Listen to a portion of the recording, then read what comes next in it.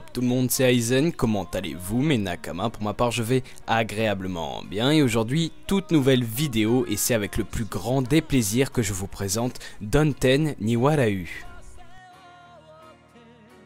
Le manga est dessiné par Karakara Kemuri en 2010, il contient 6 volumes et n'est plus en cours de parution. Mais je vais parler essentiellement de l'anime car pour le moment il vous sera impossible de vous procurer le manga papier car il n'est pas distribué en France.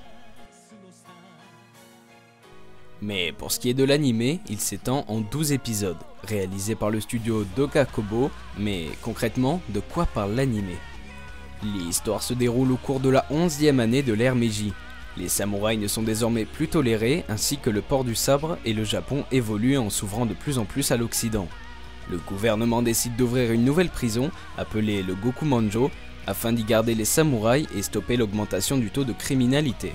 Nous suivons donc les 3 frères Kumo, Tenka, Solamaru et Chutaru, qui sont chargés de transporter les criminels dans cette nouvelle prison. Mais alors, comment ai-je trouvé l'anime? Eh bien j'ai été étrangement étonné par la qualité de celui-ci. Je ne m'attendais vraiment pas à tomber autant sous le charme d'un anime qui il y a peu était pour moi inconnu. Certes, un synopsis comprenant des samouraïs est vu et revu, mais un petit retour aux sources est vraiment appréciable surtout dans celui-ci. Le scénario que je vous ai dit plus tôt est surtout une sorte de base, un pilier sur lequel peut se reposer une fondation dont l'arrivée est imminente. Un pitch de départ car l'intrigue s'installe assez rapidement et en seulement 12 épisodes il le faut bien. Quelques épisodes plus tard vous verrez que l'intrigue n'a plus rien à voir avec le scénario de base, mais vous vous laisserez quand même plonger les yeux fermés, non pas par sa complexité, mais par sa tournure et ses rebondissements assez inattendus. J'ai vachement apprécié les épisodes, dont un qui m'a marqué plus que les autres, car en plus de scènes superbes, l'anime possède une qualité d'image et des OST qui rendent la chose limite parfaite.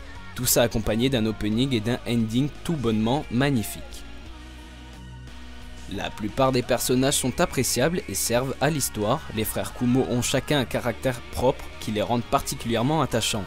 Je n'ai rien à redire sur la durée de la série, une histoire ni trop simple ni trop complexe pouvait largement tenir en 12 épisodes, même si la fin est un poil décevant à mon goût. Non qu'elle soit ratée mais un temps soit peu prémédité. Mais ça reste un avis personnel, je me doute que pas mal de gens ne seront pas d'accord là-dessus. Je pense avoir fait assez le tour, vous en dire assez pour pouvoir vous donner l'envie de le voir et pas trop pour ne pas vous le gâcher. En seulement 12 épisodes, avouez que ce serait dommage. Je ne donnerai pas de note à cet anime tout simplement parce que c'est un système compliqué, il a ses défauts mais surtout ses qualités, mais sachez qu'il est l'un de mes animés favoris depuis le début de l'année. Mais vous pouvez toujours lâcher une note dans les commentaires pour ceux qui l'auraient vu. La vidéo est à présent terminée, n'hésitez pas à commenter, à lâcher un like, de vous abonner et pour mes plus fidèles Nakama de me rejoindre sur la page Facebook en cliquant sur le lien présent dans la description.